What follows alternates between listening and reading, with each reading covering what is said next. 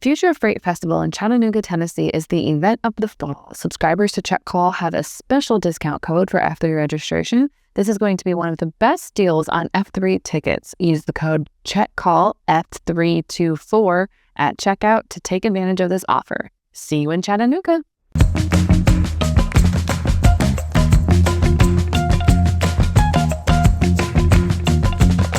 Welcome back to another edition of Check Call. Don't forget to subscribe to Check Call, the newsletter on FreightWaves.com if you haven't already.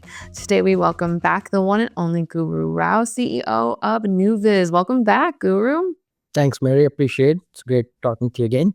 I'm kind of excited. We get to revisit last mile, which is something that we've talked about a couple times on this show, but we haven't touched on it in a hot minute. And turns out last mile temperature controlled isn't as easy as it seems. Although I don't know that it technically seems that easy, but so it's something that everyone's kind of talking about as we see this rise in e-commerce temperature controlled freight.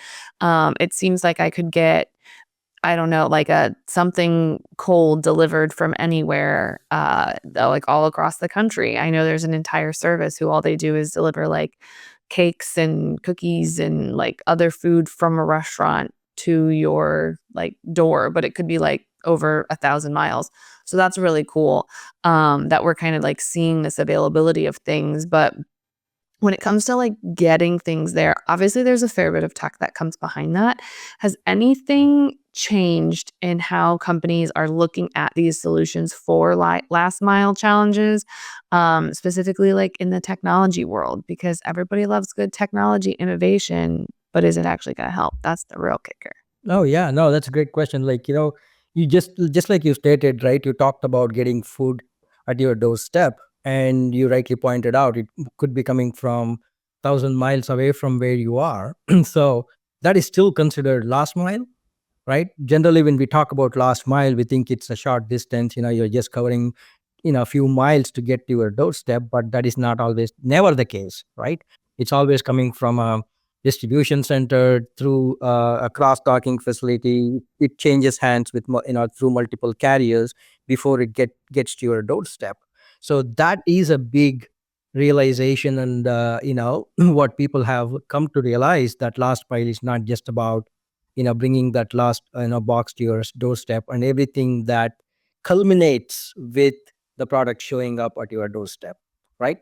So, and now as more and more of that is happening, right, throughout the nation, and everything and everybody, there is nothing in the world today that you cannot get delivered.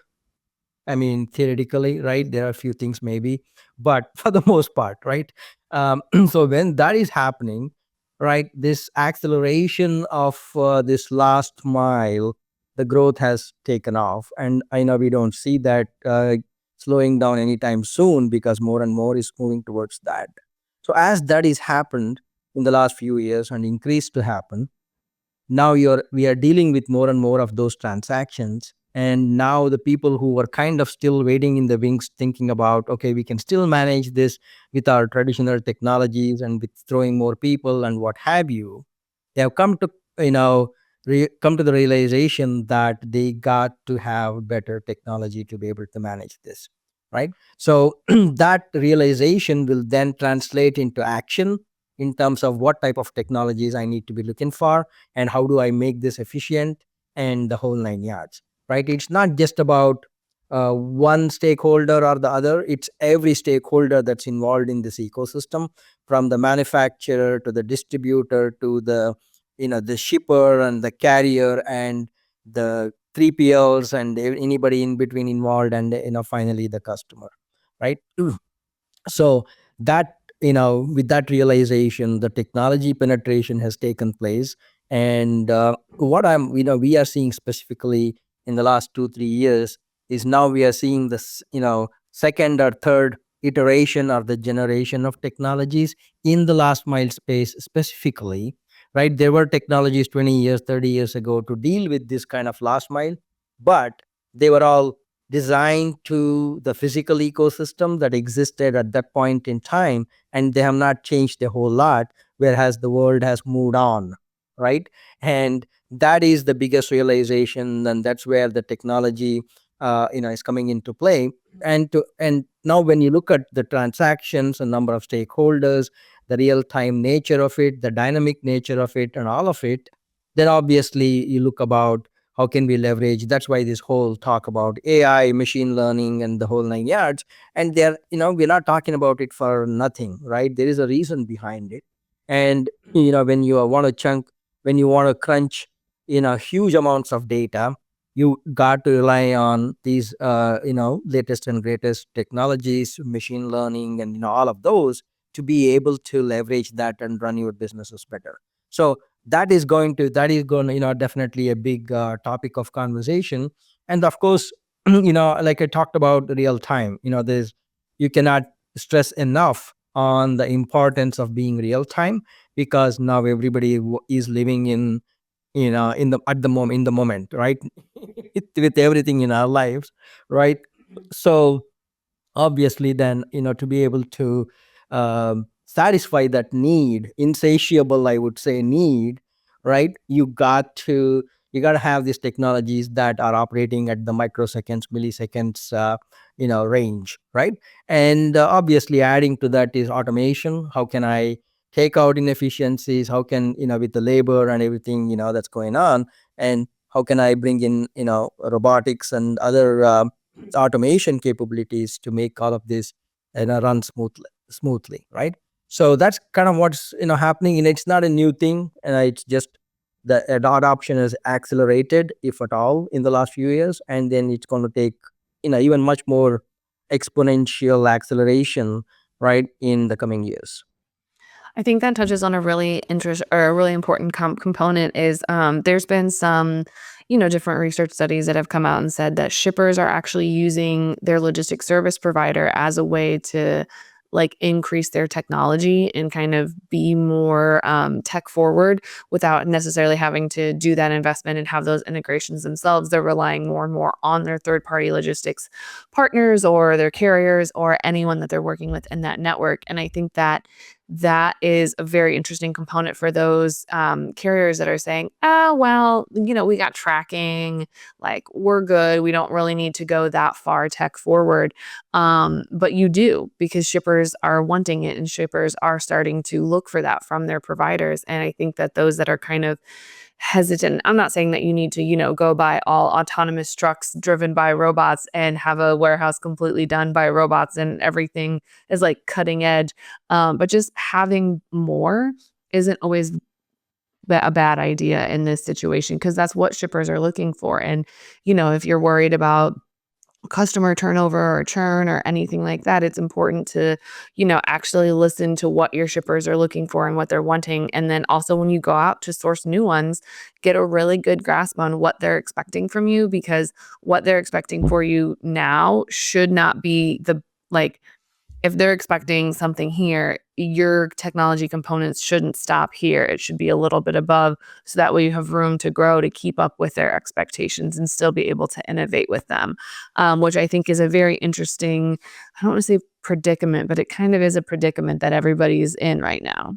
No, it's a good point. I mean, actually, I'll give you another side of the same topic, but from another side, what we are seeing, especially from large shipper end of it, right? What you said is absolutely true. When we are talking about smaller shippers, right, that don't have a whole lot of leverage with their carriers, they are pushing that onto the carrier and expecting the carriers to give you that level of visibility, that level of technology sophistication, and all that. But when you talk about larger shippers who have leverage with their carriers, what we are seeing happening is they are taking a proactive role in the technology with what their carriers are going to be using, because they have the leverage. I'm talking about 100 $150 billion kind of shippers, right? So they have the leverage because, in a lot of the instances, a lot of these carriers, the big part of their business is this shipper, right? So they have now the good part about that, the traditional challenge for the shippers in the current world has been that, like to your point, if they leave their partners to use whatever technology they bring to the table and use it now for shippers, it becomes a huge headache in just rationalizing all of the data, because I'm not using as a big shipper, I'm not relying on just one or two carriers. I'm relying on tens if not hundreds of carriers. So when I am in that ecosystem, I cannot afford to let my carriers use different technologies and then bring the data and try to rationalize that information. So what we are seeing on the flip side with large shippers is they are taking ownership of the technology and saying to their carriers, hey, this is our technology, this is the technology you should use to participate in our ecosystem. So that way, I don't have to realize, I don't have to bring the data back and try to rationalize. Everything that you do and every one of my carriers do is in a single place, in the same format, in the same place, at the same time, in real time. So that takes away the lot of headache, and they can also get closer to their customers because that establishes the transparency, right? Because there is nothing about I'm going to do it, I'm going to send you the data later. No, whatever you're doing, I am seeing right now, right? So it establishes the transparency, and that's what we are seeing in especially in the larger shipper ecosystem. And in the second tier and the lower tier shippers, you're right, the bigger carriers are taking on the technology ownership and providing that visibility and all of that to their shippers. So it's an interesting a way of looking at the same thing from different perspective, where you sit in terms of whether you are a large shipper or a large carrier.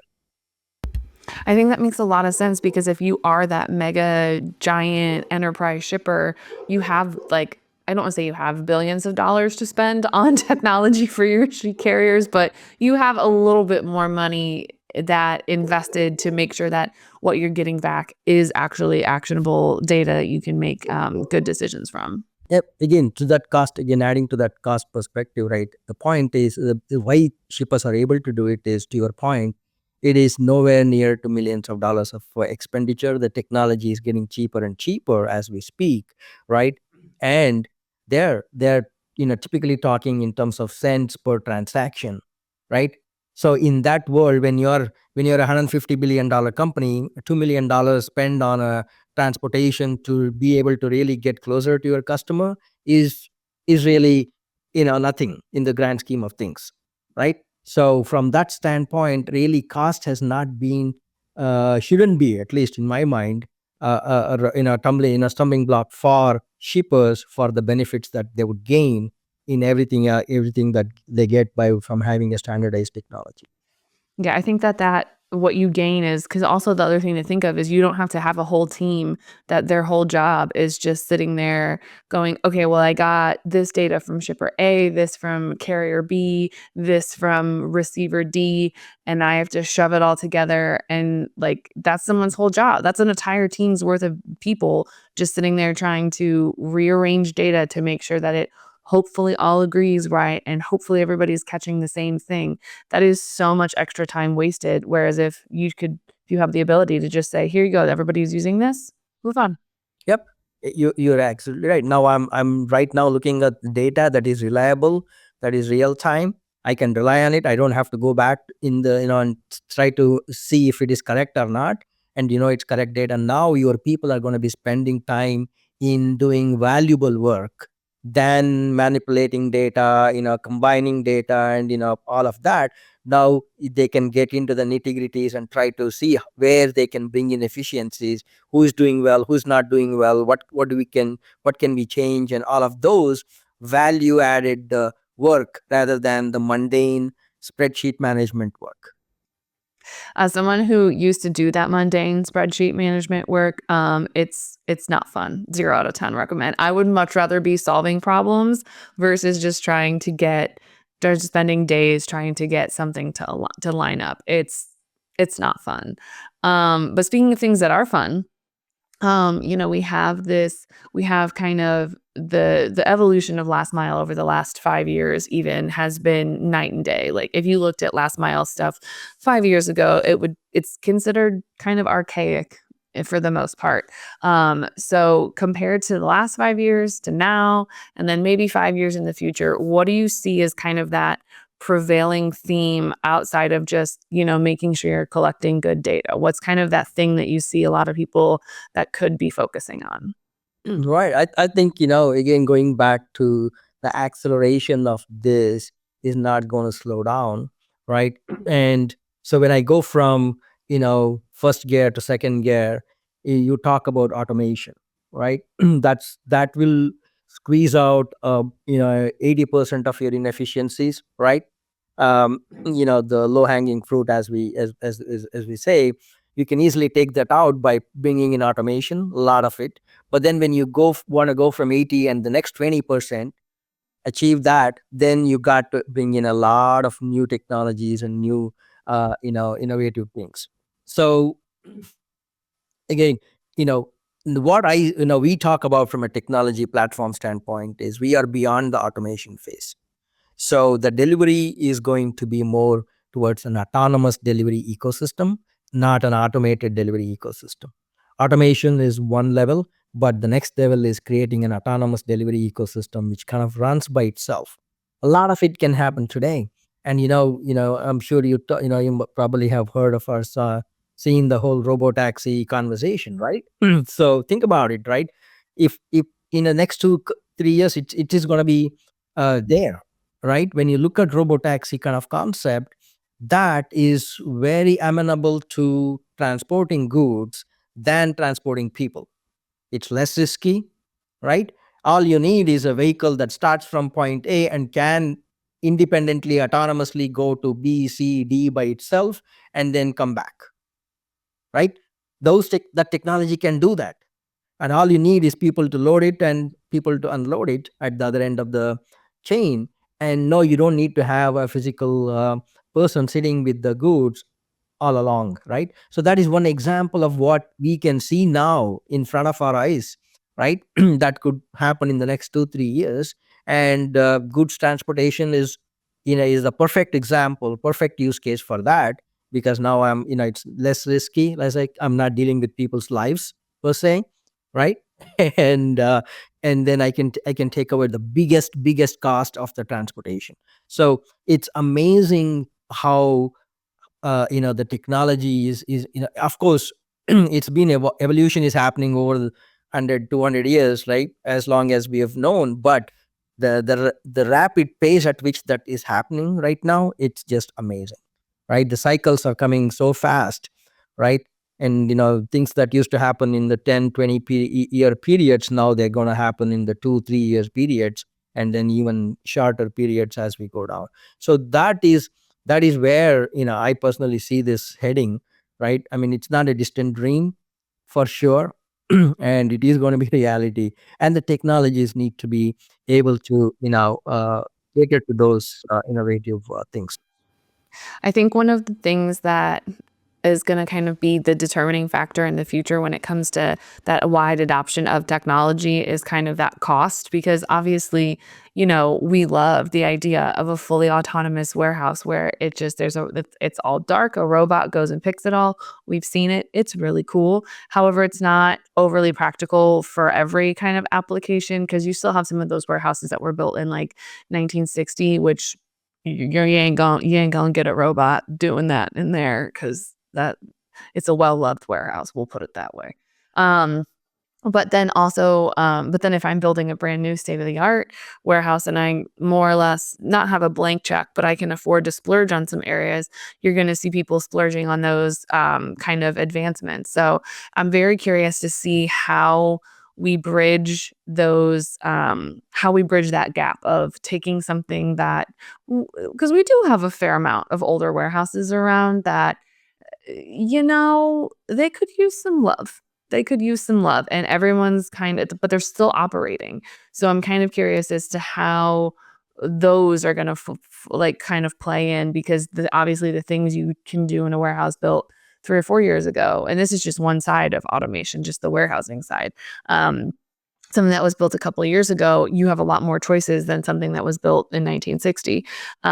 which is fascinating to me that we are going to have these two opposite ends of the spectrum because we're still going to need, if I'm a carrier, I'm still going to need to have that visibility, to have that transparency, to be able to collect that data for my shipper that I can in a warehouse that's 3 years old versus a warehouse that's much older. And so I'm very excited to see kind of how that evolution's there because it's really easy to do when everything's brand new.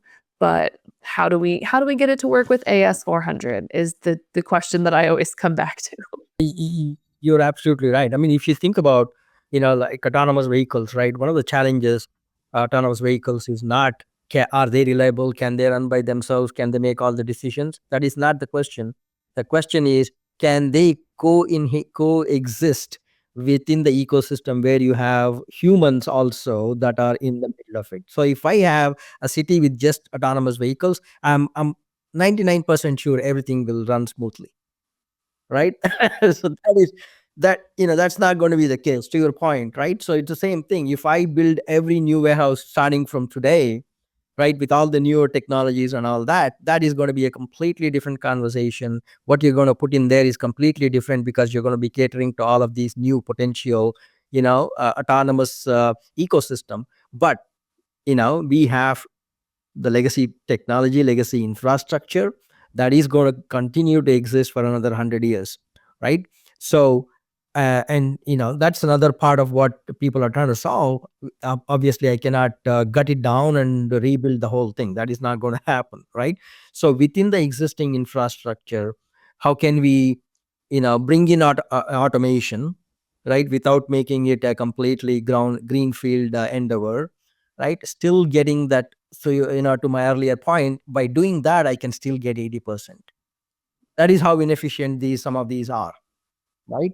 So it's better than better to get 80% than being at the 0%, right? So that is, obviously there's a lot of that conversation, a lot of the conversation from a technology standpoint that's happening is also to how can we refit or retrofit, right, newer technology into existing ecosystems. So it's obviously a transitionary period, right? There is always, with any new innovation, you got to take some time to transition from where you are to get to the new place, and before then you realize there's something else and you continue to transition, right? That's a circle of life. And that's not going to end any time. Yeah, I think it will, it could end when last mile ends. But if last mile ends, then we have a very different conversation to have. So that being said, we have a couple minutes left. And before I get your hot take on the hottest question of the hour, what is something that you are probably kind of the most excited for, whether it's a real product that's happening or just something that you have a dream that someday it would happen? What's something that you're most excited for last mile in the future? Wow, there's so many things. I always look at it as two different perspective, right? One is, uh, you know we how can we work with the existing? It's a spectrum. Solution is never a 0 or 1, right?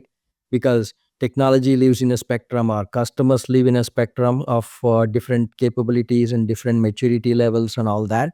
So we have to be able to cater to all of those type of customers over that spectrum. So for us, the challenge and what we are excited about is how can we cater to the customers and partners that exist in that entire spectrum of requirements, from the most mundane to the most sophisticated, right? So if I'm catering to just one end of the spectrum, that's a lot easier. That I'm thinking about, I got boundary around my problem, but with this spectrum, it just opens up, right? So how do we effectively and efficiently serve all of those needs? Is our goal in life, and that's what keeps us excited. And that spectrum gets, extended on the other side, the sophistication side, and then on the lower end of the side, the spectrum gets pushed and people get further and further using our technologies, right? So that's, in a nutshell, that's kind of how we look at the overall customer spectrum.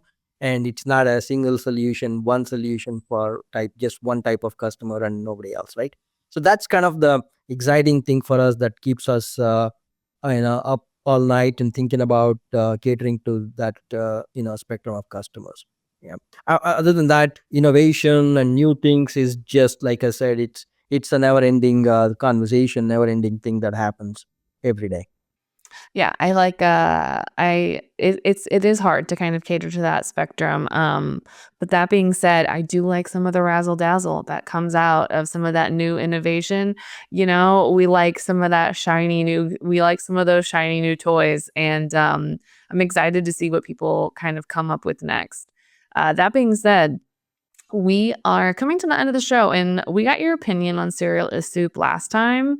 But this time, I'm gonna need your best cheesy dad joke. Oh wow. Okay. I don't know if the best, but yeah, because we are talking about supply chain and logistics, I can tell you a supply chain joke, but you might not get it for a while. But they're gonna need to improve their last mile operations then. Bring it full circle. Uh, I absolutely love that. If someone wants to share their best cheesy dad joke with you, or if they have questions on that last mile component of things, where can they find you outside the show? uh, I'm on LinkedIn. That's my one and only social media exposure. I leave all the others to my wife and my kids.